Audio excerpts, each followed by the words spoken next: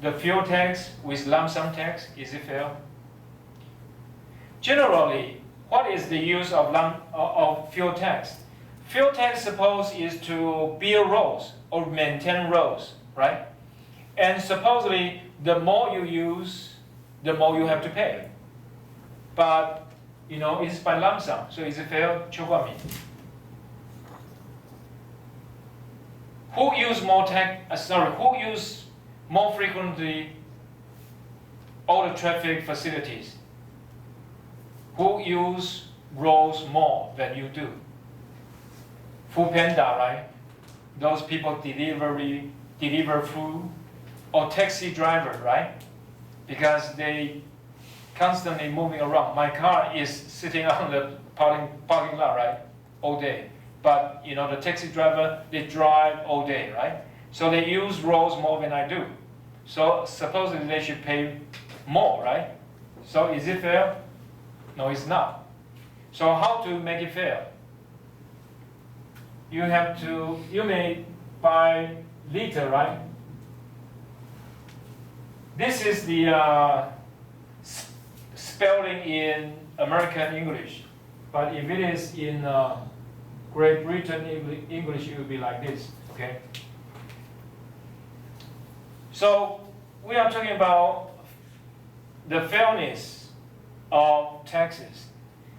But why fuel taxes, if it is by lump sum, it is not fair? Why? You all know that. Because if this tax is used to maintain roads, bridges, or the traffic facilities, then it should be paid by the users, right? And so suppose people use more, they have to pay more. But lump sum tax does not reflect that. Why? Because it has only income effect. It has only income effect. But suppose we use by percentage, okay, percentage, right? Or by mileage, right? The more miles you drive, the more you have to pay, okay? That makes sense. So, because there's only income effect, you will not find any substitute, okay? You will not find any substitute. So because of that, it is inefficient in terms of fuel tax. If we charge it by the liter or by the mileage, what happens? Then you have substitution effect and also income effect. As I have told you before, substitution effect is always negative, right? Because if we have a tax by liter, by miles, or by percentage, this is gonna increase the price of the gasoline, okay? If it increases the price of gasoline, the price goes higher. What does that mean? It becomes more expensive. According to law of demand, you will consume less rather than more. If it is by lump sum tax, it will not have any impact on your usage of the fuel, of the gasoline. So, depends on what you want to do. If you want to encourage people to go environmental friendly, as a matter of fact, many people have asserted this. They say, if you really want to be environmental friendly, what should you do? You should change the fuel tax from lump sum tax to charge it by liter or by mileage or by percentage, okay? So then if you work on Foodpanda or you are a taxi driver, then you're gonna pay more, okay? Then that's fair to the environment and fair to us, okay? We don't drive or don't ride as often as the other people, and don't use the roads as more as the others. Okay, the burden of excise tax, right? So this is the original budget line. And if you have to pay excise tax, so this is gasoline, right? So it becomes more expensive, right? So if it becomes more expensive, you have income effect and also substitution effect, so you'll consume less, okay? And here the example is that if you only have a lump sum tax, okay, if you only have a lump sum tax, actually you're gonna consume more gasoline, and that is not good. Okay, so basically that's what it is. Okay, so good. Let us turn to the exercise. Homework.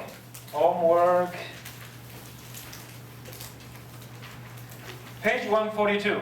Okay, page 142. 谢信佑, question 1. Let me read this to you.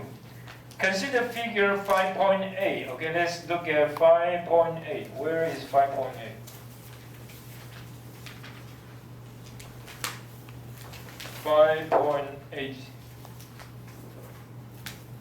Okay, this is on page 132. 谢信佑. Page figure 5.8, page 132. Okay, the question. So if the market clearing price of a kilogram of chicken were 20 rubles, rubles is the currency used by Russia, okay? And instead of 12 rubles, what would be the price of a coupon? Because we haven't really discussed in details of the whole question. The whole question, let me repeat this to you, okay? The question in 132 is that the price of chicken is 2 rubles, okay? The price of chicken is 2 rubles. And you have to stand in line for 1 hour to buy chicken, okay? So you have the chicken price, $2. You have to stand in line for 1 hour, okay? So that's, and the wage rate is 10 rubles. So as I have told you, so the price of the ration coupon would be $12 because $10 of your wage, right? And $2 of the chicken. And it said now, it is $20 instead of $12. So what would be the price of a coupon? Because the price of chicken is $2, so that's the extra you have to pay. And now the waiting time, okay, the waiting time 1 hour because of the wage rate increase, so it is $18, okay? And so basically what does that mean? That means the market clearing price used to be $12 and now is $20. It means the price of chicken is higher, okay? The price of chicken is higher. So now the second question, 谢金佑. Would the typical consumer now be more likely to buy or sell coupons? Okay, in the past, the price of chicken $2, you wait in line for 1 hour, $10, so the total price is $12, okay?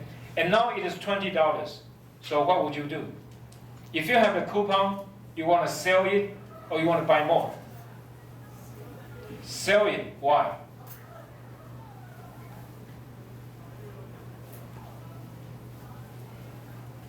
You want to sell, you want to buy. It used to be $12, right? And now it is $20. If you have the coupon, what would you do? Sell it or buy more? 郑义林. It used to be $12, and now it's $20. Okay, you have a coupon. If you have a coupon, you can buy chicken. Okay, and now the price is $20. You're gonna buy more, or you're gonna sell it?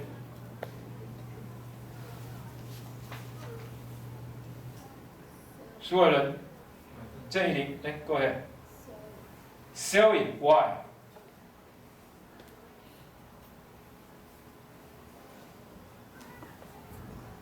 Okay, basically what happened? It's much more expensive to buy chicken, right? It used to be $12, now it's $20. Of course, if you sell it, you can get more, right? Because if you sell it in the past, you get $12, and now you can get $20, right?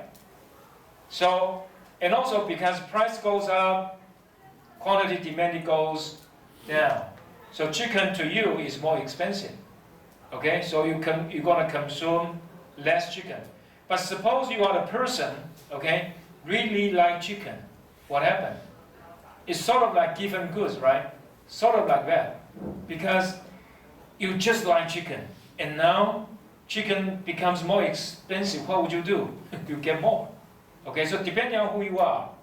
If you are a regular person, forget about it, right? I'm going to sell my coupon.